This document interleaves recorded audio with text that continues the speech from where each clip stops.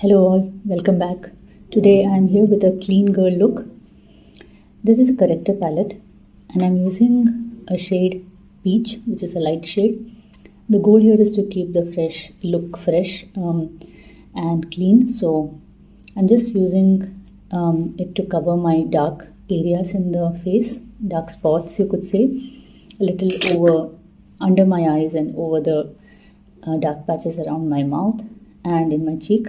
This is called spot correcting, and I'm using a lighter shade here so that the look remains bright and clean. So I apply it and then I blend it with my fingers, just dab it.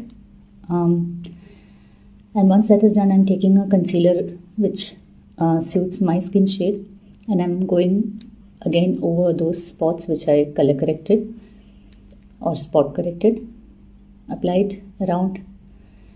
And then I'm using a fluffy brush like that and slowly blending it out. I'm using a gentle round motion to go over those areas. If you notice, I'm only doing this in those spot corrected areas and not all over the face, just over the face, the areas where I spot corrected. And whatever is left over, I'm taking it over my eyelid just to even it out. Once my base is really well and blended, I'm going to be a little playful here and taking a hack that I used since my college days for my eyebrows. Before eyebrow pencil came into picture, this was my tool: a kajal and a Q-tip. You prime the Q-tip with the kajal and use a back and forth motion starting from the middle section of the eyebrow. Gently bring it to the front and use upward motion once you reach in the front. And this kind of gives a very even look, the same way that you use an eyebrow pencil. An eyebrow pencil just came, to be so available 5-6 years back. Until then, this was my hack. And I used to set it even with Vaseline without knowing it kind of did the job of an eyebrow gel. So there's that. So I actually do use it still when I, if I forget my eyebrow pencil when I go somewhere. That happens because I have 1 or 2 around and sometimes I skip it in my travel kit. Now I'm taking the same kajal and I'm underlining my eyelid area. This is to make sure that there are no white gaps in my eyelids, and it kind of gives a nice finish. Now this step is completely optional.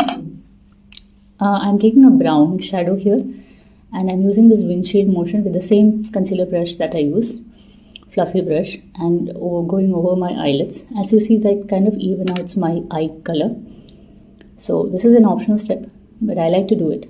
You could use any shade of brown, preferably keep it light brown so that it doesn't look like actually you applied makeup.